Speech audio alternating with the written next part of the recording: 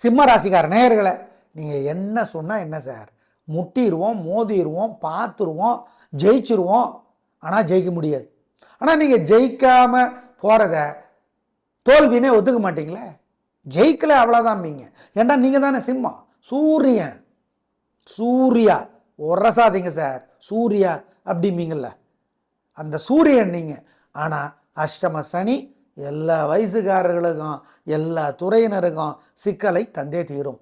உடல் நலத்தை பாதிக்கும், வண்டி ஓட்டுவதில் வாகனம் ஓட்டுவதில் சிக்கலை தரும், விபத்துக்களை தரும். ஆனால் தப்பிச்சிருவீங்க, ஆனால் விபத்து உண்டு. இப்படி எல்லா வகையிலையும் வம்பு வழக்கு சிக்கல் பிரச்சனை 2.5 வருஷத்துக்கு. ஆனால் நல்ல வேலையா குருவோட வீட்டில் சனி உட்காந்துருக்கிறார், மீனத்தில் குரு பார்க்குறார், அதனால் தப்பிக்கிறீங்க. ஆனால் வம்பு தான். ஆமாம், இந்த சனி பயிற்சி உங்களுக்கு 50க்கு 20 மதிப்பெண்களுக்கு மேல் தராது. ஆமாம், பிறந்த ஜாதகத்தை காட்டி ஜோசியர்கிட்ட அதனோட மார்க் என்னன்னு கேட்டுக்கோங்க. ஆனால் வம்பு வழக்கு சிக்கல் ஜாக்கிரதை. அப்புறம் என்ன பண்ணுறது? பரிகாரம் தான். நல்ல வேலையா பூரத்தினுடைய தலைவர் சுக்கிரன், சனிக்கு ஃப்ரெண்டு. மகத்தினோட தலைவர் கேது, சனிக்கு எதிரி கிடையாது. ஆனால் உத்தரத்தினுடைய தலைவர் சூரியன், அவர் சனிக்கு எதிரி. அதனால் பொதுவாக இந்த 7.5 சனி அல்லது அஷ்டம சனி, கண்டச்சனி, அர்த்தாஷ்டம சனியெல்லாம் அந்த உத்தரத்துக்கு தொல்லை அதிகம். எனவே 3 பேருக்கும் தொல்லை அதிகம். அதனால் பெரிய ஒன்றும் வித்தியாசம் கிடையாது. மொத்தத்தில் பரிகாரம் பண்ணி தப்பித்து கொள்ள வேண்டும்.